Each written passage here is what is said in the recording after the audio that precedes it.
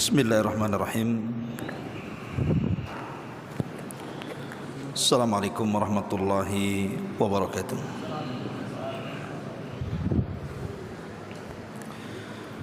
Bihamdillah wassalatu wassalamu ala rasulillah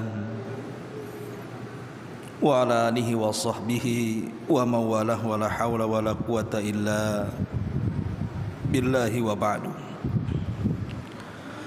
Allahumma ij'al hadha ijtima'ana ijtima'an marhuma waj'al tafarruqana min ba'dihi tafarruqan ma'suma wa la taj'al fina wa la min bainina syaqiyan wa la mahruma. Amma ba'du, ma'asyiral muslimin wal muslimat rahimakumullah. Alhamdulillah, di malam ini kita bisa kembali mengadakan kajian di setiap malam Ahad di Masjid Nidaul Ilmi, dan tema di malam hari ini khusus untuk para santri juga, tentang keajaiban kenapa seorang muslim itu harus bangun sebelum subuh. Ma'asyiral muslimin wal muslimat rahimakumullah. Nabi sallallahu alaihi wasallam bersabda dalam sebuah potongan hadis, wal yastayqid naimuha wal yastarih qaimuha. Hendaklah orang yang tidur bangunkan mereka, dan orang yang lelah melaksanakan qiyamul lail maka istirahatlah. Manusia ketika tidur itu terbagi menjadi dua kelompok.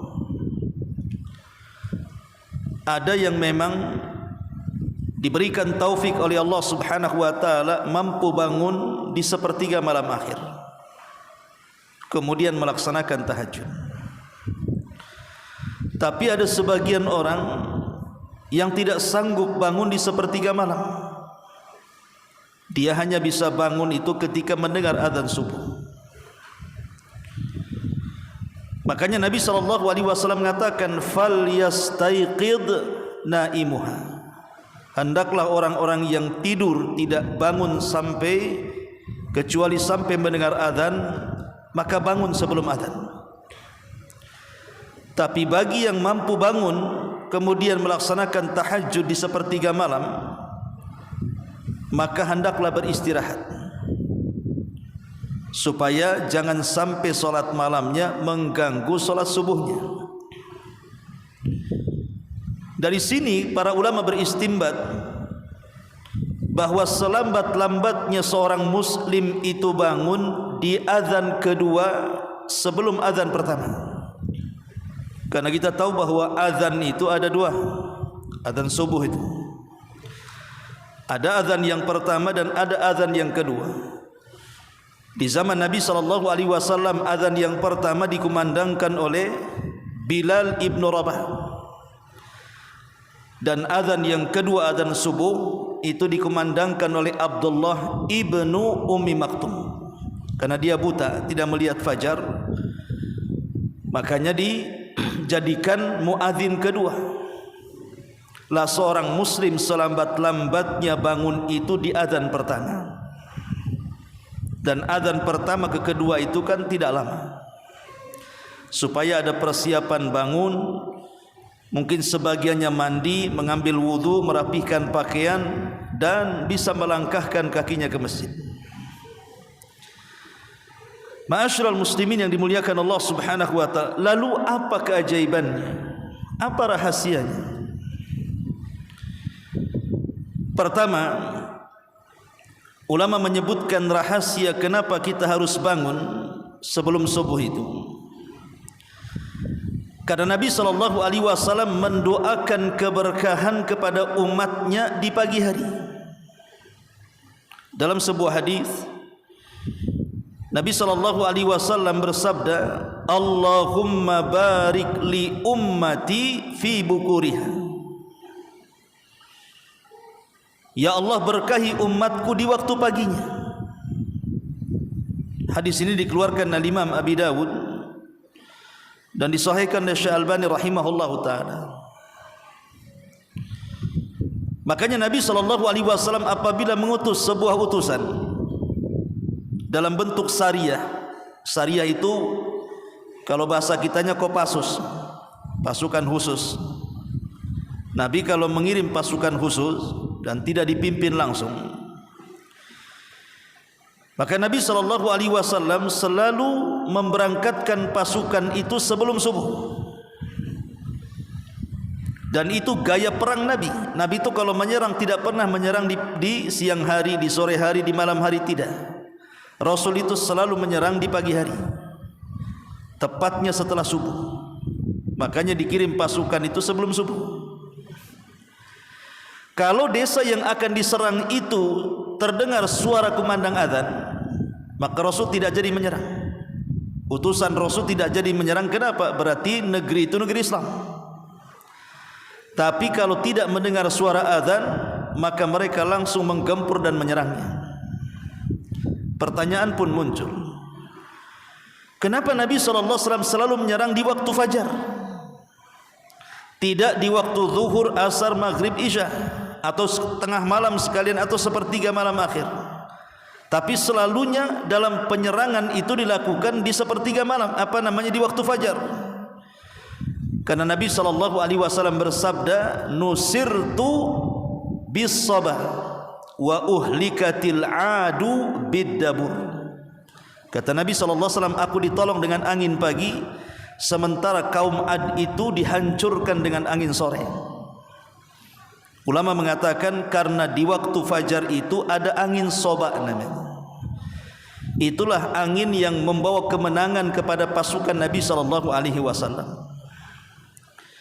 Makanya kalau antum melihat riwayat, hampir di semua hadis-hadis Nabi SAW, kita tidak akan mendapatkan satu riwayat pun tentang wanita-wanita di zaman Nabi atau sahabiah-sahabiah di zaman Nabi yang ikut solat berjamaah bersama Nabi kecuali solat subuh. Semua riwayat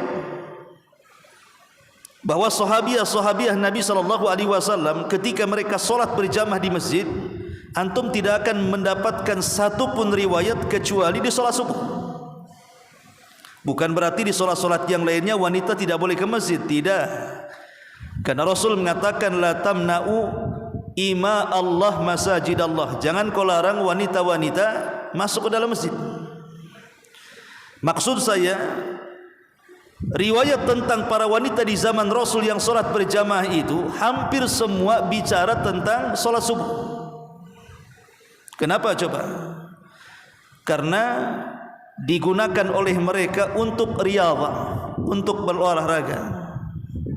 Karena waktu itu adalah waktu berkah. Makanya para sahabiah keluar ikut solat bersama Nabi SAW sampai ketika kemudian mereka pulang kondisinya masih gelap, sehingga belum mampu melihat satu dengan yang lainnya karena gelapnya malam. Ma'asyiral muslimin yang dimuliakan Allah Subhanahu wa taala. Jadi kenapa kita sangat dianjurkan bangun sebelum subuh? Karena waktu itu adalah waktu yang diberkahi Allah Subhanahu wa taala. Berdasarkan sabda Nabi sallallahu alaihi wasallam, Allahumma barik li ummati fi bukuriha. Ini yang pertama. Yang kedua, karena waktu itu adalah waktu di mana para malaikat turun dan menyaksikan kita. Makanya Allah Subhanahu wa taala mengatakan inna Qur'anal fajri kana mashhuda. Sesungguhnya bacaan-bacaan Quran di waktu fajar itu disaksikan para malaikat. Sehingga tidak ada solat yang dipanjangkan bacaannya. Hampir 100 ayat lebih yang selalu dibaca Nabi SAW kecuali di solat subuh. Rasul sangat menganjurkan di solat subuh itu dipanjangkan ayatnya. Bagi seorang imam yang menjadi imam masjid, khususnya salat subuh, maka panjangkan ayatnya, karena Rasul terbiasa membaca minimalnya 100 ayat, saking panjangnya. Kenapa dipanjangkan bacaan Qur'annya? Karena bacaan Qur'an di waktu fajar disaksikan para malaikat. Itulah kenapa kemudian seorang muslim itu harus bangun sebelum subuh, tepat selambat-lambatnya di azan pertama, karena waktu itu para malaikat menyaksikan kita. Kemudian yang ketiga, karena di waktu itu adalah waktu di mana Allah Subhanahu wa taala turun. Sebagaimana Nabi SAW mengatakan, yanzilu rabbuna ila sama'id dunya fi kulli thuluthil lailil akhir wa dhalika kulla lailatin,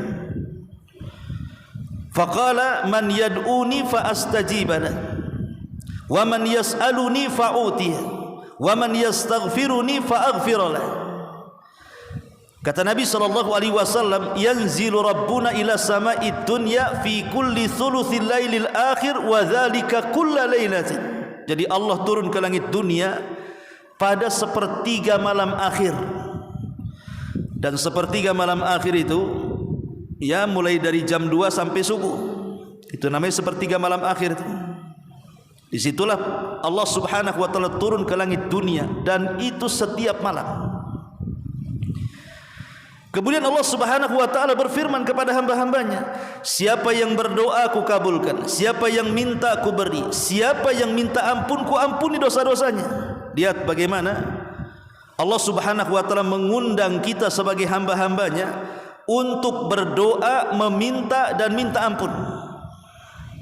Ini kesempatan bagi kita sebenarnya. Kita diundang setiap malam untuk mengeluhkan apapun keinginan kita kepada Allah Subhanahu wa taala. Tapi sayang, terkadang undangan Allah kepada kita di sepertiga malam akhir itu tidak lebih berharga dibandingkan para pejabat umpamanya. Saya contohkan umpamanya, kalau antum ini disuruh oleh Pak Wali, tolong jemput saya jam 3 dini hari sebelum subuh di Bandara Hang Nadim. Kira-kira antum datang jam 3 atau sebelum jam 3? Pasti sebelum jam 3 udah datang tuh. Mobilnya udah dibersihin, pakaiannya pun rapi, pakai wangi-wangi. Dan kalau bisa tidur di bandara tuh. Takut ketiduran kan? Ini Pak Wali yang dijemput masalahnya. Lah kalau seandainya kepada manusia seperti itu loh ya, jemputan kepada manusia seperti itu, ini jemputan Allah Subhanahu wa taala loh ya, yang menciptakan kita, yang memberikan rizki kita, yang memberikan kehidupan dan kenikmatan kepada kita.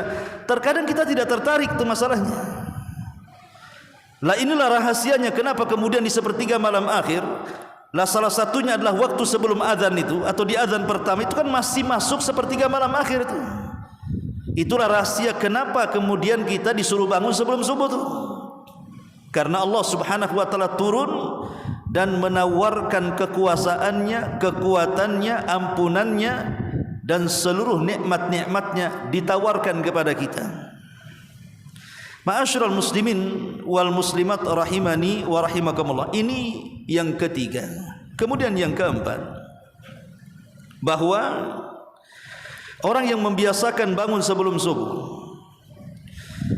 sesungguhnya dia akan mendapatkan al-wiqayatu minal amrad, penjagaan diri dari berbagai macam penyakit. Jadi orang yang terbiasa bangun di pagi hari sebelum subuh, itu badannya sehat. Badannya sehat dan tidak akan malas. Kenapa demikian? Karena ada hadis Nabi SAW mengatakan, yaqidu syaitan ala qafiyati ahadikum idnama thalathu uqadin. Kata Nabi SAW, setan itu selalu mendatangi seorang hamba saat hendak tidur di malam hari dan membawa 3 ikatan. kemudian mengikat di tengkuk kita di sini di belakang. Ini namanya tengkuk. Sebagai faedah, Islam hanya mengenal otak itu cuma dua.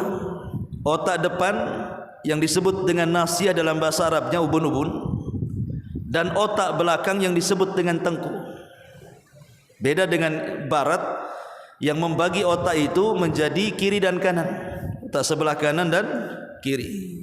Kalau kita katakan otak depan dan belakang. Lah otak depan ini tidak bisa dikuasai setan. Ubun-ubun kita ini tidak bisa dikuasai setan.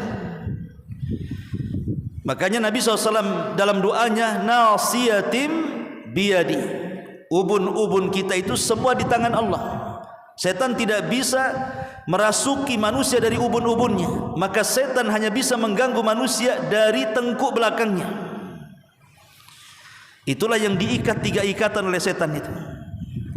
Setiap setan mengikat tengkuk kita ini di malam hari saat tidur, terutama sudah menjelang-jelang sepertiga malam akhir, mendekati adzan subuh itu, maka dia akan mengatakan di telinganya, nim naumatan tawila, tidur, malam masih panjang. Padahal sudah mau dekat subuh tuh. Jadi setan membisikkan di telinganya, tidur saja, malam masih panjang, tidur saja, malam masih panjang. Itulah bisikan-bisikan setan. Terkadang kemudian dikencingi oleh setan kedua telinga kita ini, supaya tidak mendengar adzan subuh. Nabi SAW mengatakan, فَإِذَا اسْتَيْقَظَ, kalau dia terbangun, وَذَكَرَ اللَّهَ, kemudian dia berzikir kepada Allah, حُلَّتْ عُقْدَةٌ, maka satu ikatan akan terurai. وَإِنْ تَوَضَّأَ حُلَّتْ عُقْدَةٌ, kalau seandainya setelah dia berzikir dia berwudu, maka hilang 2 ikatan. وَإِنْ صَلَّى, kalau dia sampai salat, حُلَّتْ عُقْدَةٌ, maka terurailah ikatan yang ketiga. Jadi kalau kita bangun tidur sebelum subuh, pertama ikatan setan akan terurai ketika kita berzikir kepada Allah. Karena setelah kita bangun tidur apa doanya? Alhamdulillahilladzi ba'dama amatana wa ilaihin nusyur. Itu namanya zikir ya, doa sebelum setelah tidur. Jangan Allahumma lakasumtu, itu doa mau makan. Kemudian setelah itu berwudu. Kemudian setelah berwudu kemudian salat, maka 3 ikatan itu akan terurai. Apa khasiatnya kata Nabi SAW? Kalau terurai 3-3-nya, maka di pagi hari dia akan thayyibun nafsi nasyatan, kata Rasul. Maka jiwanya akan baik, jiwanya akan tenang, dan dia menjadi orang yang sangat semangat hidup di hari itu. Sebaliknya kata Nabi, kalau seandainya dia tidak bangun, artinya 3 ikatan itu tidak ada yang diurai sama sekali, masih ngikat saja di tengkuk dia, sampai kemudian dia lewat subuh bahkan tidak sholat sama sekali, maka Rasulullah SAW mengatakan jiwanya akan buruk, khabithun nafsi kaslanan, jiwanya akan buruk dan dia akan menjadi pemalas. Sehingga menurut para pensyarah hadis ini mengatakan bahwa orang yang tidak terurai ikatan-ikatan tengkuknya, maka satu hari itu dia akan dirundung dengan berbagai macam masalah yang terkadang masalah itu tidak tahu dari mana asalnya, tahu-tahu banyak masalah saja. Inilah rahasianya kenapa kita harus bangun sebelum subuh nih, supaya kita bisa mengurai ikatan-ikatan setan. Dari ikatan-ikatan itulah kita bisa mengurai banyak permasalahan di hari itu. Ini yang keempat, rahasia kenapa kita bangun pagi itu. Kemudian yang kelima, al-hifdhu minasyarr atau al-wiqayatu minasyarr. Bangun sebelum subuh itu penjagaan kita dari setiap keburukan dan bahaya. Nabi SAW bersabda dalam sebuah hadis yang dikeluarkan Imam Ibnu Majah dari Samurah ibn Jundub radhiyallahu an, Rasul bersabda, "Man shalla subha fi jama'atin fahuwa fi dhimmatillahi azza wajalla. Barang siapa yang salat subuh berjamaah, maka dia berada dalam perlindungan Allah Subhanahu wa taala. Jadi orang yang salat subuh berjamaah kata Rasul, maka dia akan mendapatkan perlindungan dalam satu hari itu dari Allah Subhanahu wa taala. Para pensyarah hadis ini mengatakan bahwa orang yang salat subuh berjamaah, maka satu hari itu tidak akan ada yang mendekati keburukan kepadanya. Apakah orang yang hasad yang sedang hasad kepada kita, orang yang dengki yang sedang dengki kepada kita, orang yang ghibah, orang yang akan membuli, orang yang akan memfitnah, dan begitu seterusnya. Bahkan ada orang yang menyihir, menyantet dan yang semacamnya. Maka satu hari itu kalau kita salat subuh berjamaah akan dilindungi Allah Subhanahu wa taala. Luar biasa itu keajaibannya. Dilindungi dari setiap keburukan. Makanya santri tidak boleh malas. Harus bangun sebelum subuh. Ya. Ini diantara rahasianya. Kemudian rahasia yang lain juga adalah nurun yaumal qiyamah, atau nurun tamun yaumal qiyamah, cahaya yang sempurna pada hari kiamat. Nabi SAW mengatakan, basyiril masyaina fi dhulami ilal masajid bin nuri tami yaumal qiyamah. Beri kabar gembira kepada orang-orang yang berjalan menuju masjid di kegelapan malam, bahwa mereka akan mendapatkan cahaya yang sempurna kelak pada hari kiamat. Ulama ada yang mengatakan yang dimaksud beri kabar gembira orang yang berjalan di kegelapan itu, maksudnya adalah solat isya dan solat subuh, karena ini waktu gelap. Ya. Kalau di zaman dulu kan waktu isya dan waktu subuh kan waktu gelap-gelapnya gitu ya. Karena sekarang sudah ada listrik saja. Coba dipadamkan satu kota Batam ini. Waktu isya itu sudah gelap tuh. Karena ada listrik aja makanya nggak gelap. Apalagi subuh kan gitu. Itu waktu gelap. Jadi isya dan subuh itu di waktu gelap kita mau berjalan kaki menuju masjid, maka al-jaza min jinsil amal. Namanya sebuah balasan itu ditentukan amalannya. Sebagaimana dia rela berjalan di kegelapan, maka pada hari kiamat akan digantikan dengan cahaya yang sempurna kepada dia. Jadi orang yang selalu berjalan di kegelapan, maksudnya untuk beribadah kepada Allah, maka pada hari kiamat Allah akan gantikan dengan cahaya yang sempurna. Dan ingat, pada hari kiamat cahaya itu teramat sangat dihajatkan manusia. Ini juga di antara rahasianya. Kemudian rahasia yang lainnya adalah seseorang yang bangun sebelum subuh itu adalah sebab di antara sebab akan mendapatkan pahala yang berlipat. Ingat bahwa Allah Subhanahu wa taala setiap hari mengutus para malaikat yang bertugas di malam hari khusus untuk mencatat, dan yang bertugas di siang hari khusus untuk mencatat. Ini bukan raqib atid. Raqib atid lain. Jadi pencatat amal kita itu 4 malaikat. Pertama raqib, yang kedua atid, kemudian yang ketiga namanya malaikat malam, kemudian malaikat siang. Jadi inilah 4 malaikat yang mencatat. Adapun raqib dan atid, dia akan tetap mencatat pada diri kita, kiri dan kanan kita, kebaikan dan keburukan kita semua dicatat. Adapun 2 malaikat yang lainnya juga mencatat, tetapi langsung dilaporkan. Nabi SAW mengatakan, yata'aqabuna fikumul malaikah, malaikatul laili wa malaikatul nahar, wa yajtami'una fi salatil asri wa salatil fajri. Allah Subhanahu wa taala mengutus 2 malaikat, malaikat siang dan malam, kemudian mereka berkumpul di 2 salat. Pertama salat fajar subuh, yang kedua salat asar. Maksudnya begini, jadi saat manusia salat asar berjamaah di masjid, turunlah malaikat malam yang khusus mencatat amalan kebaikan kita. Jadi semalam suntuk malaikat ini mencatat apa saja yang kita lakukan. Mungkin di malam hari kita tahajud, baca Quran, berzikir, berwudu, berdoa, istighfar, dicatat semuanya. Kemudian sampai waktu subuh, ketika manusia sedang sholat subuh, dia naik ke langit. Di waktu yang sama, malaikat yang mencatat di siang hari catatan kebaikan kita turun. Jadi saat malaikat malam naik, malaikat siang turun. Di waktu subuh itu juga. Dan sepanjang siang dia mencatat kebaikan kita. Apakah kita di siang hari ngapain saja? Baca Qurankah, sholat sunnahkah, birrul walidainkah, berbuat baikkah kepada manusia, mengambil hal-hal yang bisa mengganggu manusia di jalan, bersilaturahim, sebutkanlah kebaikan. Semua dicatat.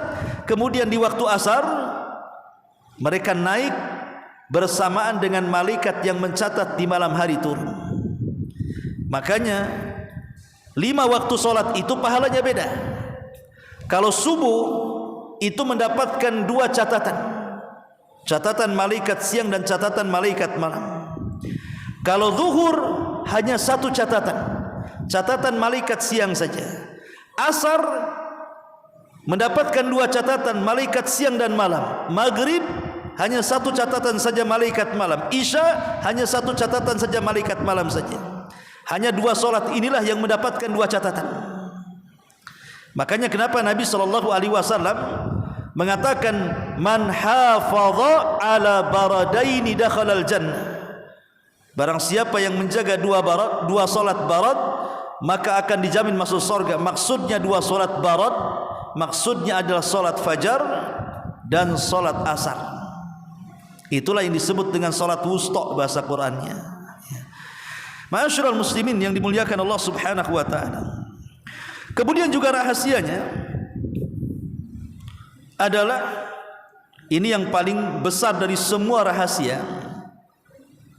Kita akan diberikan hadiah senantiasa memandang wajah Allah kelak di surga. Satu hari Nabi SAW berkumpul dengan para sahabatnya. Kebetulan waktu itu terjadi bulan purnama, terang-terangnya. Tanggal 15 lah kan terang-terangnya purnama itu.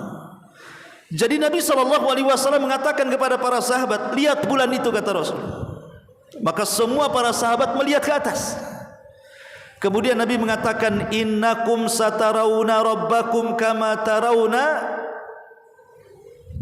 al-qamara lailata badri tamami. Sungguh kalian kelak akan melihat Rabb kalian seperti melihat bulan purnama di atas. La tudhamuna li ru'yatihi syai'ah. Kalian tidak akan berdesak-desakan. Sebagaimana kita melihat bulan kan enggak berdesak-desakan kan, cuma nengok saja. Mau berdesakan di mana? Lain kalau nengok layar tancap dulu zaman baheula kan. Tapi kalau lihat bulan kan enggak berdesak-desakan, cukup naik ke atas saja begini pandangannya, sudah kelihatan bulan itu. Jadi Allah Subhanahu wa taala kelak akan memperlihatkan zatnya dan akan dilihat manusia di sorga tanpa harus berdesak-desakan seperti kita melihat bulan sekarang. Kemudian kata Nabi SAW, barang siapa, kata Nabi SAW, barang siapa yang ingin, fa in istata'tum alla taghlibu ala salati qabla tulu'i syamsi wa qabla ghurubiha faf'alu thumma qara'a wasabbih bihamdi rabbika qabla tulu'i syamsi wa qabla ghurubihi. Kemudian Rasul mengatakan, kalau kalian mau tidak terkalahkan dalam kehidupan kita dengan solat sebelum terbit matahari, maksudnya subuh, dan sebelum terbenamnya masuknya asar, maka jagalah 2 solat ini. Kemudian Rasul membaca, wasabbih bihamdi rabbika qabla tulu'i syamsi wa qabla al-ghurub. Ulama mengatakan, lihat hadis ini, bahwa di antara syarat kita ini mampu memandang zat Allah kelak pada hari kiamat adalah dengan menjaga 2 solat, pertama subuh dan yang kedua asar. Kalau kita mampu menjaga 2 solat ini, Allah akan anugerahkan kenikmatan yang jauh lebih nikmat dibandingkan kenikmatan sorga itu sendiri. Ru'yatullah, mampu memandang wajah Allah Subhanahu wa ta'ala. Inilah diantara rahasianya kenapa kita ini kalau bisa bangun sebelum subuh, minimalnya di adzan pertama kita bangun itu. Makanya apa yang harus kita lakukan supaya kita bisa bangun di pagi hari itu? Yang paling menghalangi manusia mampu bangun di pagi hari adalah begadang. Ya. Kan ada lagunya tuh, begadang tuh. Maka kalau bisa hindari begadang. Karena Nabi SAW sangat membenci tidur setelah maghrib dan bergadang setelah isya. Maksudnya bergadang yang tidak ada manfaatnya. Kalau ada manfaatnya seperti pengajian seperti ini, ya nggak ada masalah. Atau ngobrol urusan bisnis yang jelas manfaatnya duniawi. Loh, kalau ndak ada manfaatnya, istilahnya jagongan sana sini, ngalor ngidul ngetan ngulon, nggak jelas kayak gitu. Buat apa ngabisin waktu? Makanya kenapa para ulama sampai mengatakan di antara waktu syaitan, di mana syaitan itu bermain-main dengan kita, adalah selepas isya. Itu waktu syaitan tuh. Selepas isya itu waktu syaitan. Karena syaitan akan bermain-main dengan kita. Dibuatnya kita kuliner di malam hari, makan sana makan sini, pulang jam 12, tidur jam 2. Kira-kira subuhnya bangun enggak? Walaupun bangun dah kayak orang meraba-raba, orang linglung, karena kurang tidur kan, akhirnya terganggu solatnya. Ya, makanya khusus para talabatul ilmi, kalau bisa, kalau tidak ada manfaat di malam hari, ba'da isya itu kalau tidak murojaah ngapal Quran, tidur, supaya sepertiga malam akhir itu bangun, minimalnya azan pertama bangun. Kenapa? Karena bahayanya orang begadang tanpa ada faedah itu, pertama menyelisih sunnah, menyelisih sunnah Nabi SAW. Karena Nabi SAW sangat membenci tidur setelah maghrib dan bergadang setelah isya yang tidak ada manfaatnya. Yang kedua, begadang ini salah satu sebab terkadang seseorang terlewatkan solat subuh berjamaah, atau terkadang terlewatkan solat subuh tepat waktu. Biasanya jam 6 baru bangun, baru kepo dia kan. Allah lah, sudah jam 6 nih, cemana? Kan sibuk akhirnya kan, karena begadang malamnya. Atau dia tidak pernah mengambil hikmah kenapa Allah Subhanahu wa taala menjadikan malam, kenapa Allah menjadikan siang. Ini kan kuasa Allah kan. Kenapa Allah buat malam itu sedemikian rupa, agak gelap, tidak dimunculkan matahari tapi dimunculkan bulan, cahayanya pun tidak membuat menyengat, kemudian cenderung dingin hawanya, supaya kita istirahat. Coba malah siang-siang sengaja Allah buat panas, coba, supaya kita jangan tidur di siang hari. Dibuatnya panas, dibuatnya darah kita mendidih sehingga kita bisa bekerja. Sebab kalau seandainya malam terus tidak ada siangnya, kapan orang bekerja? Atau sebaliknya, tidak ada malamnya siang terus, kapan istirahatnya? Rusak badan kita. Lah, supaya tidak rusak badan kita, Allah buat dua waktu. Ada malam tempat istirahat, maksudnya tempat tidur, siang tempat beraktivitas. Makanya ketika Allah Subhanahu wa taala bersumpah dengan malam itu, Allah mengatakan wal-laili idh adbar, wal-laili idh adbar. Dalam ayat yang lain, wal-laili idza asfar. Allah mengatakan, dan demi malam, idza, apabila menjadi gelap, dan demi malam ketika menghilang, maksudnya berubah menjadi siang. Satu menggunakan fathah, satu menggunakan sukun di sini. Ketika Allah Subhanahu wa taala menyebutkan malam menggunakan idza, di situ ada fathah. Idza, fathah. Ketika Allah menyebutkan perpindahan malam ke siang menggunakan id, menggunakan sukun.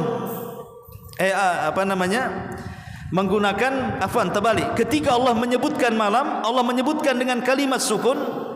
Dan ketika Allah Subhanahu wa taala menyebutkan perpindahan malam ke siang menggunakan harokat fathah, id dan idza, id adbar. Kenapa? Karena malam itu sukun. Sukun itu apa artinya? Tenang. Sukun itu tenang. Kenapa ketika menyebutkan siang menggunakan harokat fathah? Yang namanya harokat itu bergerak. Secara bahasa saja Al-Quran sudah mengatur itu, bahwa malam itu memang untuk sukun, untuk supaya kita tenang bisa tidur. Kemudian siang dibuat harokat. Tapi ada yang membalikkan, siang pula sukun, malam pula harokat. Kan ada tuh, terutama pengantin baru ya, malam harokat ya, siang yang sukun ya. Kadang-kadang pengantin baru ini subuh pula lewat kan gitu. Ma'asyiral muslimin yang dimuliakan Allah Azza wa Jalla, intinya bahwa begadang tanpa sebab, tanpa ada faedah itu justru akan menjadikan kita tidak mampu bangun sebelum subuh. Inilah, hindari perkara ini. Kalau tidak ada faedahnya jangan begadang.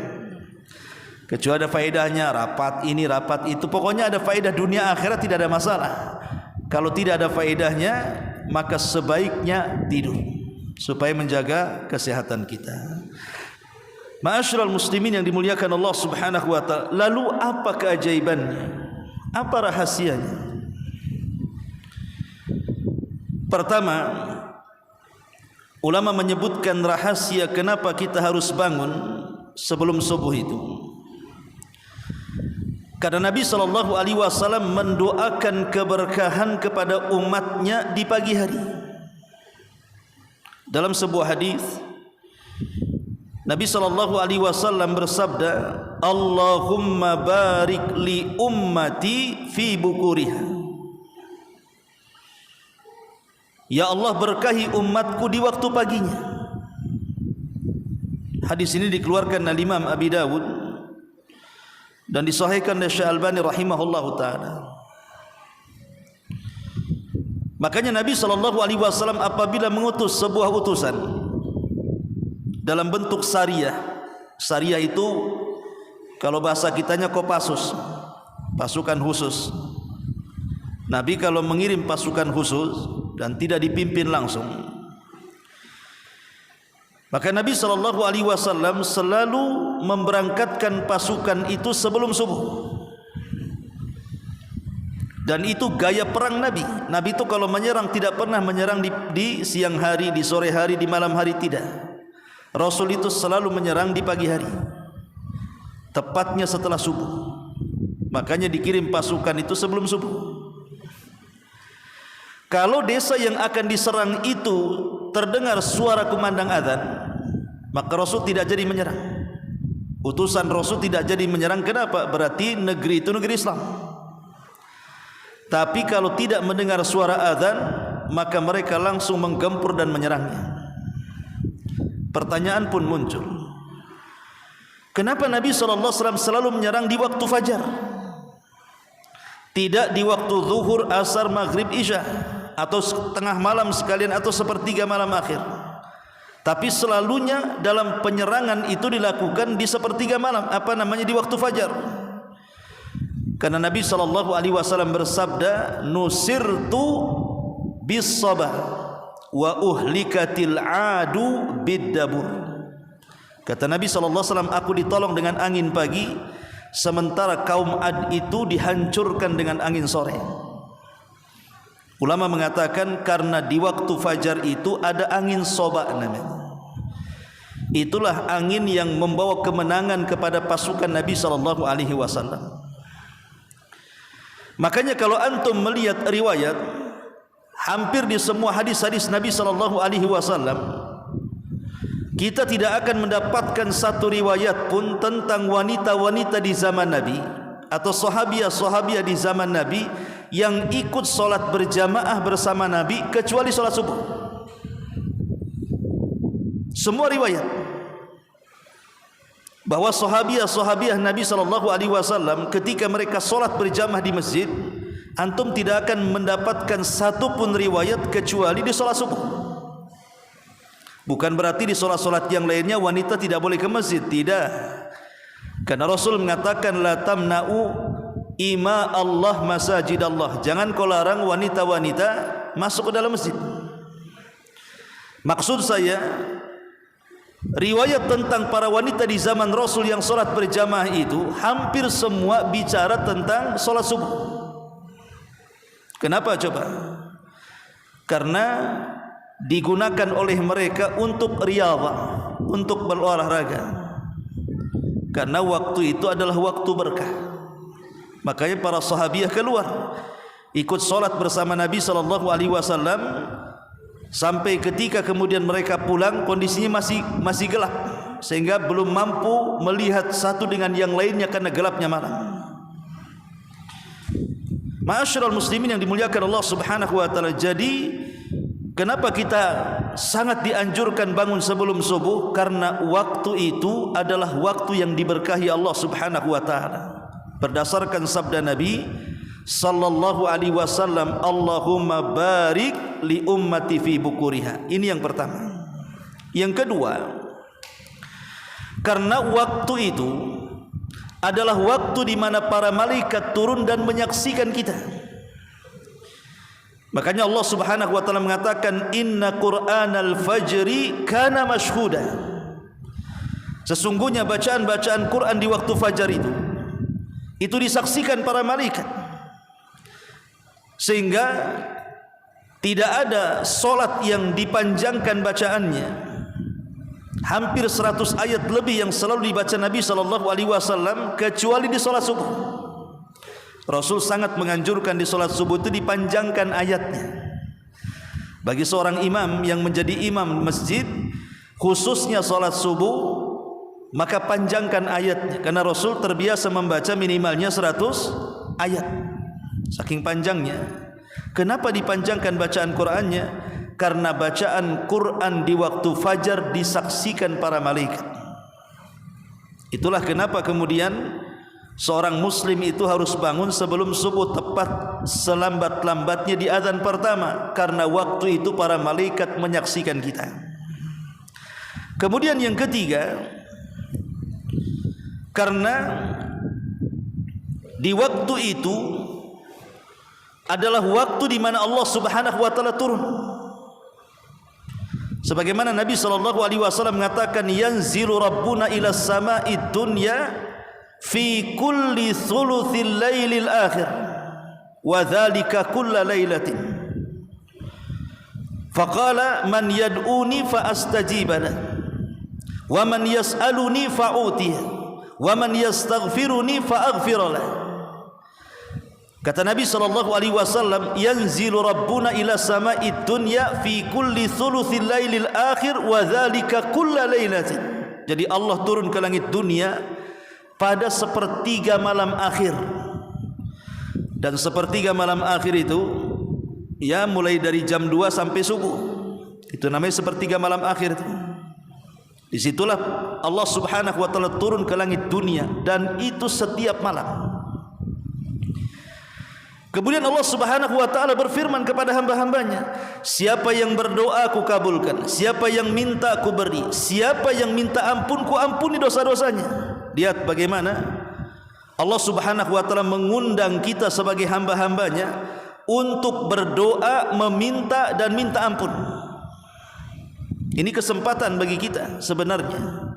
Kita diundang setiap malam untuk mengeluhkan apapun keinginan kita kepada Allah Subhanahu wa taala. Tapi sayang, terkadang undangan Allah kepada kita di sepertiga malam akhir itu tidak lebih berharga dibandingkan para pejabat umpamanya. Sering saya contohkan umpamanya, kalau antum ini disuruh oleh Pak Wali, tolong jemput saya jam 3 dini hari sebelum subuh di Bandara Hang Nadim. Kira-kira antum datang jam 3 atau sebelum jam 3? Pasti sebelum jam 3 udah datang tuh. Mobilnya udah dibersihin, pakaiannya pun rapi, pakai wangi-wangi. Dan kalau bisa tidur di bandara tuh. Takut ketiduran kan? Ini Pak Wali yang dijemput masalahnya.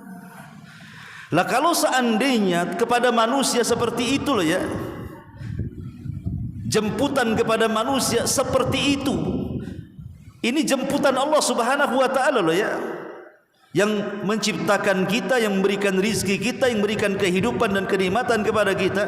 Terkadang kita tidak tertarik itu masalahnya. Lah inilah rahasianya kenapa kemudian di sepertiga malam akhir, lah salah satunya adalah waktu sebelum azan itu atau di azan pertama itu kan masih masuk sepertiga malam akhir itu. Itulah rahasia kenapa kemudian kita disuruh bangun sebelum subuh itu. Karena Allah Subhanahu wa taala turun dan menawarkan kekuasaannya, kekuatannya, ampunannya dan seluruh nikmat-nikmatnya ditawarkan kepada kita. Ma'asyiral muslimin wal muslimat rahimani wa rahimakumullah. Ini yang ketiga. Kemudian yang keempat, bahwa orang yang membiasakan bangun sebelum subuh, sesungguhnya dia akan mendapatkan al-wiqayatu minal amrad, penjagaan diri dari berbagai macam penyakit. Jadi orang yang terbiasa bangun di pagi hari sebelum subuh, itu badannya sehat. Badannya sehat dan tidak akan malas. Kenapa demikian? Karena ada hadis Nabi SAW mengatakan, yaqidu syaitan ala qafiyati ahadikum idnama thalathu uqadin. Kata Nabi SAW, setan itu selalu mendatangi seorang hamba saat hendak tidur di malam hari dan membawa 3 ikatan, kemudian mengikat di tengkuk kita di sini di belakang. Ini namanya tengkuk. Sebagai faedah, Islam hanya mengenal otak itu cuma 2. Otak depan yang disebut dengan nasiyah dalam bahasa Arabnya ubun-ubun, dan otak belakang yang disebut dengan tengkuk. Beda dengan barat yang membagi otak itu menjadi kiri dan kanan, otak sebelah kanan dan kiri. Kalau kita katakan otak depan dan belakang. Lah otak depan ini tidak bisa dikuasai setan. Ubun-ubun kita ini tidak bisa dikuasai setan. Makanya Nabi SAW dalam doanya, nasiyatim biyadi, ubun-ubun kita itu semua di tangan Allah. Setan tidak bisa merasuki manusia dari ubun-ubunnya, maka setan hanya bisa mengganggu manusia dari tengkuk belakangnya. Itulah yang diikat 3 ikatan oleh setan itu. Setiap setan mengikat tengkuk kita ini di malam hari saat tidur, terutama sudah menjelang-jelang sepertiga malam akhir, mendekati adzan subuh itu, maka dia akan mengatakan di telinganya, nim naumatan tawila, tidur, malam masih panjang. Padahal sudah mau dekat subuh tuh. Jadi setan membisikkan di telinganya, tidur saja, malam masih panjang, tidur saja, malam masih panjang. Itulah bisikan-bisikan setan. Terkadang kemudian dikencingi oleh setan kedua telinga kita ini, supaya tidak mendengar adzan subuh. Nabi SAW mengatakan, فَإِذَا اسْتَيْقَظَ, kalau dia terbangun, وَذَكَرَ اللَّهَ, kemudian dia berzikir kepada Allah, حُلَّتْ عُقْدَةٌ, maka 1 ikatan akan terurai. وَإِنْ تَوَضَّأَ حُلَّتْ عُقْدَةٌ, kalau seandainya setelah dia berzikir dia berwudu, maka hilang 2 ikatan. وَإِنْ صَلَّى, kalau dia sampai salat, حُلَّتْ عُقْدَةٌ, maka terurailah ikatan yang ketiga. Jadi kalau kita bangun tidur sebelum subuh, pertama ikatan setan akan terurai ketika kita berzikir kepada Allah. Karena setelah kita bangun tidur apa doanya? Alhamdulillahilladzi ba'dama amatana wa ilaihin nusyur. Itu namanya zikir ya, doa setelah tidur. Jangan Allahumma lakasumtu, itu doa mau makan. Kemudian setelah itu berwudu. Kemudian setelah berwudu kemudian salat, maka 3 ikatan itu akan terurai. Apa khasiatnya kata Nabi SAW? Kalau terurai 3-3-nya, maka di pagi hari dia akan thayyibun nafsi nasyatan, kata Rasul. Maka jiwanya akan baik, jiwanya akan tenang, dan dia menjadi orang yang sangat semangat hidup di hari itu. Sebaliknya kata Nabi, kalau seandainya dia tidak bangun, artinya 3 ikatan itu tidak ada yang diurai sama sekali, masih ngikat saja di tengkuk dia. Sampai kemudian dia lewat subuh bahkan tidak sholat sama sekali. Maka Rasulullah SAW mengatakan jiwanya akan buruk. Khabithun nafsi kaslanan. Jiwanya akan buruk dan dia akan menjadi pemalas. Sehingga menurut para pensyarah hadis ini mengatakan bahwa orang yang tidak terurai ikatan-ikatan tengkuknya, maka satu hari itu dia akan dirundung dengan berbagai macam masalah yang terkadang masalah itu tidak tahu dari mana asalnya. Tahu-tahu banyak masalah saja. Inilah rahasianya kenapa kita harus bangun sebelum subuh nih, supaya kita bisa mengurai ikatan-ikatan setan. Dari ikatan-ikatan itulah kita bisa mengurai banyak permasalahan di hari itu. Ini yang keempat, rahasia kenapa kita bangun pagi itu. Kemudian yang kelima, al-hifdhu minasyarr atau al-wiqayatu minasyarr. Bangun sebelum subuh itu penjagaan kita dari setiap keburukan dan bahaya. Nabi SAW bersabda dalam sebuah hadis yang dikeluarkan Imam Ibnu Majah dari Samurah ibn Jundub radhiyallahu an, Rasul bersabda, "Man shalla subha fi jama'atin fahuwa fi dhimmatillahi azza wajalla." Barang siapa yang salat subuh berjamaah, maka dia berada dalam perlindungan Allah Subhanahu wa taala. Jadi orang yang salat subuh berjamaah kata Rasul, maka dia akan mendapatkan perlindungan dalam satu hari itu dari Allah Subhanahu wa taala. Para pensyarah hadis ini mengatakan bahwa orang yang salat subuh berjamaah, maka satu hari itu tidak akan ada yang mendekati keburukan kepadanya. Apakah orang yang hasad yang sedang hasad kepada kita, orang yang dengki yang sedang dengki kepada kita, orang yang gibah, orang yang akan membuli, orang yang akan memfitnah, dan begitu seterusnya. Bahkan ada orang yang menyihir, menyantet dan yang semacamnya. Maka satu hari itu kalau kita salat subuh berjamaah akan dilindungi Allah Subhanahu wa taala. Luar biasa itu keajaibannya. Dilindungi dari setiap keburukan. Makanya santri tidak boleh malas. Harus bangun sebelum subuh. Ini diantara rahasianya. Kemudian rahasia yang lain juga adalah nurun yaumal qiyamah atau nurun tamun yaumal qiyamah, cahaya yang sempurna pada hari kiamat. Nabi SAW mengatakan, "Basyiril masyaina fi dhulami ilal masajid bin nuri tami yaumal qiyamah." Beri kabar gembira kepada orang-orang yang berjalan menuju masjid di kegelapan malam, bahwa mereka akan mendapatkan cahaya yang sempurna kelak pada hari kiamat. Ulama ada yang mengatakan yang dimaksud beri kabar gembira orang yang berjalan di kegelapan itu, maksudnya adalah solat isya dan solat subuh, karena ini waktu gelap. Kalau di zaman dulu kan waktu isya dan waktu subuh kan waktu gelap-gelapnya gitu ya. Karena sekarang sudah ada listrik saja. Coba dipadamkan satu kota Batam ini.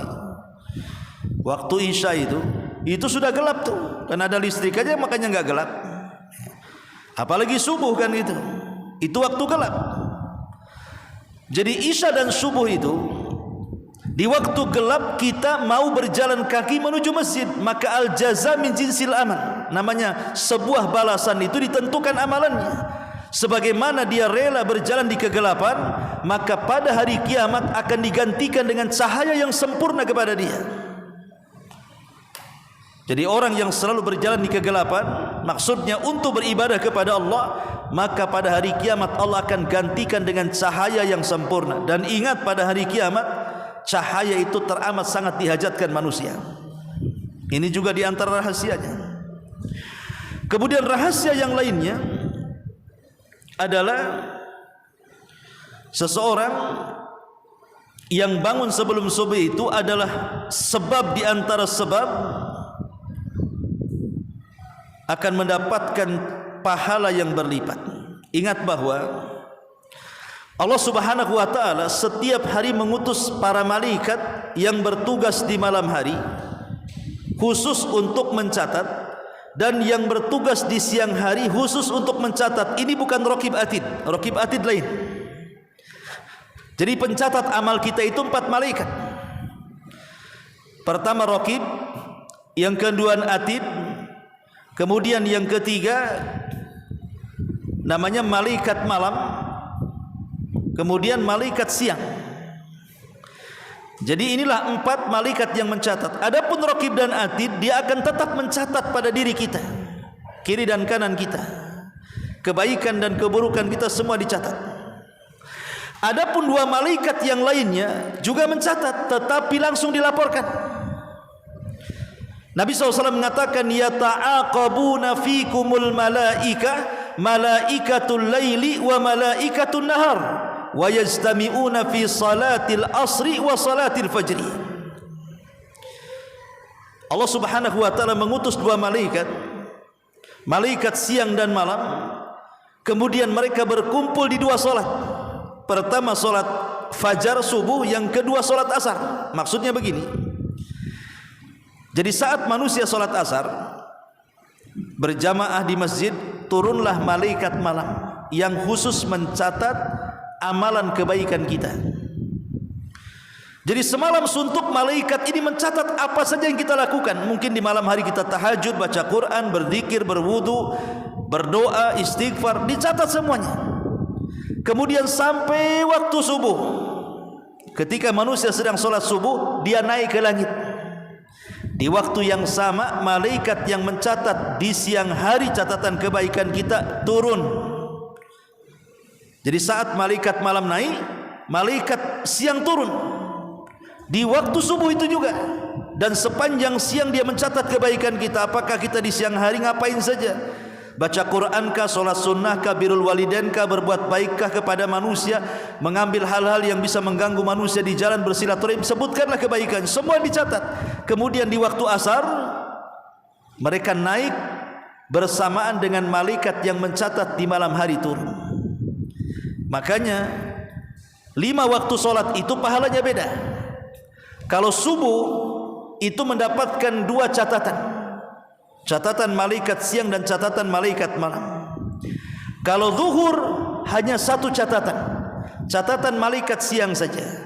Asar mendapatkan 2 catatan, malaikat siang dan malam. Maghrib hanya 1 catatan saja, malaikat malam. Isya hanya 1 catatan saja, malaikat malam saja. Hanya 2 solat inilah yang mendapatkan 2 catatan. Makanya kenapa Nabi SAW mengatakan, man hafadha ala baradaini dakhalal jannah.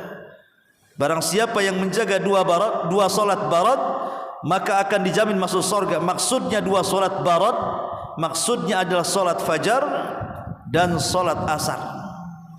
Itulah yang disebut dengan solat wusta bahasa Qur'annya. Ma'asyiral muslimin yang dimuliakan Allah Subhanahu wa taala. Kemudian juga rahasianya adalah, ini yang paling besar dari semua rahasia, kita akan diberikan hadiah senantiasa memandang wajah Allah kelak di surga. Satu hari Nabi SAW berkumpul dengan para sahabatnya. Kebetulan waktu itu terjadi bulan purnama, terang-terangnya, tanggal 15 lah kan terang-terangnya purnama. Jadi Nabi SAW mengatakan kepada para sahabat, lihat bulan itu, kata Rasul. Maka semua para sahabat melihat ke atas. Kemudian Nabi mengatakan, innakum satarawna rabbakum kama tarawna al-qamara lailata badri tamami. Sungguh kalian kelak akan melihat Rabb kalian seperti melihat bulan purnama di atas.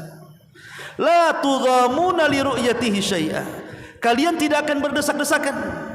Sebagaimana kita melihat bulan kan enggak berdesak-desakan kan, cuma nengok saja. Mau berdesakan di mana? Lain kalau nengok layar tancap dulu zaman baheula kan.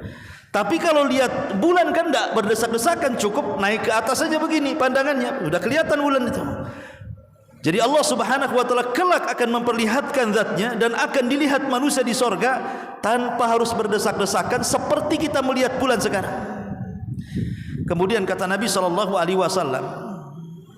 barang siapa, kata Nabi SAW, barang siapa yang ingin, fa in istata'tum alla taghlibu ala salati qabla tulu'i syamsi wa qabla ghurubiha faf'alu thumma qara'a wasabbih bihamdi rabbika qabla tulu'i syamsi wa qabla ghurubihi. Kemudian Rasul mengatakan, kalau kalian mau tidak terkalahkan dalam kehidupan kita dengan solat sebelum terbit matahari, maksudnya subuh, dan sebelum terbenamnya masuknya asar, maka jagalah dua solat ini. Kemudian Rasul membaca wasabbih bihamdi rabbika qabla tulu'i syamsi wa qabla al-ghurub. Ulama mengatakan, lihat hadis ini, bahwa di antara syarat kita ini mampu memandang zat Allah kelak pada hari kiamat adalah dengan menjaga dua solat, pertama subuh dan yang kedua asar. Kalau kita mampu menjaga dua solat ini, Allah akan anugerahkan kenikmatan yang jauh lebih nikmat dibandingkan kenikmatan sorga itu sendiri. Ru'yatullah, mampu memandang wajah Allah subhanahu wa ta'ala. Inilah diantara rahasianya kenapa kita ini kalau bisa bangun sebelum subuh, minimalnya di adzan pertama kita bangun itu. Makanya apa yang harus kita lakukan supaya kita bisa bangun di pagi hari itu? Yang paling menghalangi manusia mampu bangun di pagi hari adalah begadang. Ya. Kan ada lagunya tuh, begadang. Maka kalau bisa hindari begadang. Karena Nabi SAW sangat membenci tidur setelah maghrib dan bergadang setelah isya, maksudnya bergadang yang tidak ada manfaatnya. Kalau ada manfaatnya seperti pengajian seperti ini, ya nggak ada masalah. Atau ngobrol urusan bisnis yang jelas manfaatnya duniawi. Loh, kalau ndak ada manfaatnya, istilahnya jagongan sana sini, ngalur ngidul ngetan ngulon, gak jelas kayak gitu. Buat apa ngabisin waktu? Makanya kenapa para ulama sampai mengatakan di antara waktu syaitan, di mana syaitan itu bermain-main dengan kita adalah selepas isya. Itu waktu syaitan tuh. Selepas isya itu waktu syaitan. Karena syaitan akan bermain-main dengan kita. Dibuatnya kita kuliner di malam hari, makan sana makan sini, pulang jam 12, tidur jam 2. Kira-kira subuhnya bangun enggak? Walaupun bangun dah kayak orang meraba-raba tuh, kayak orang linglung, karena kurang tidur kan. Akhirnya terganggu salatnya. Makanya khusus para talabatul ilmi, kalau bisa, kalau tidak ada manfaat di malam hari, ba'da isya itu kalau tidak murojaah ngapal Quran, tidur. Supaya sepertiga malam akhir itu bangun, minimalnya azan pertama bangun. Kenapa? Karena bahayanya orang begadang tanpa ada faedah itu, pertama menyelisih sunnah, menyelisih sunnah Nabi SAW. Karena Nabi SAW sangat membenci tidur setelah maghrib dan bergadang setelah isya yang tidak ada manfaatnya. Yang kedua, begadang ini salah satu sebab terkadang seseorang terlewatkan solat subuh berjamaah, atau terkadang terlewatkan solat subuh tepat waktu. Biasanya jam 6 baru bangun, baru kepo dia kan. Allah lah, sudah jam 6 nih, cemana? Kan sibuk akhirnya kan, karena begadang malamnya. Atau dia tidak pernah mengambil hikmah kenapa Allah Subhanahu wa taala menjadikan malam, kenapa Allah menjadikan siang. Ini kan kuasa Allah kan. Kenapa Allah buat malam itu sedemikian rupa, agak gelap, tidak dimunculkan matahari tapi dimunculkan bulan, cahayanya pun tidak membuat menyengat, kemudian cenderung dingin hawanya, supaya kita istirahat. Coba malah siang-siang sengaja Allah buat panas, coba, supaya kita jangan tidur di siang hari. Dibuatnya panas, dibuatnya darah kita mendidih sehingga kita bisa bekerja. Sebab kalau seandainya malam terus tidak ada siangnya, kapan orang bekerja? Atau sebaliknya tidak ada malamnya siang terus, kapan istirahatnya? Rusak badan kita. Lah supaya tidak rusak badan kita, Allah buat dua waktu, ada malam tempat istirahat, maksudnya tempat tidur, siang tempat beraktivitas. Makanya ketika Allah Subhanahu wa taala bersumpah dengan malam itu, Allah mengatakan wal laili id adbar, wal laili id adbar. Dalam ayat yang lain wal laili idza asfar. Allah mengatakan dan demi malam idza, apabila menjadi gelap, dan demi malam ketika menghilang, maksudnya berubah menjadi siang. Satu menggunakan fathah, satu menggunakan sukun di sini. Ketika Allah Subhanahu wa taala menyebutkan malam menggunakan idza, di situ ada fathah. Idza fathah. Ketika Allah menyebutkan perpindahan malam ke siang menggunakan id, menggunakan sukun. Menggunakan terbalik. Ketika Allah menyebutkan malam, Allah menyebutkan dengan kalimat sukun, dan ketika Allah Subhanahu wa taala menyebutkan perpindahan malam ke siang menggunakan harokat fathah. Id dan idza. Id adbar. Kenapa? Karena malam itu sukun. Sukun itu apa artinya? Tenang. Sukun itu tenang. Kenapa ketika menyebutkan siang menggunakan harokat fathah? Yang namanya harokat itu bergerak. Secara bahasa saja Al-Quran sudah mengatur itu, bahwa malam itu memang untuk sukun, untuk supaya kita tenang bisa tidur. Kemudian siang dibuat harokat. Tapi ada yang membalikkan, siang pula sukun, malam pula harokat. Kan ada tuh, terutama pengantin baru ya, malam harokat ya, siang yang sukun. Ya. Kadang-kadang pengantin baru ini subuh pula lewat kan gitu. Ma'asyiral muslimin yang dimuliakan Allah Azza wa Jalla, intinya bahwa begadang tanpa sebab, tanpa ada faedah itu justru akan menjadikan kita tidak mampu bangun sebelum subuh. Inilah, hindari perkara ini. Kalau tidak ada faedahnya jangan begadang.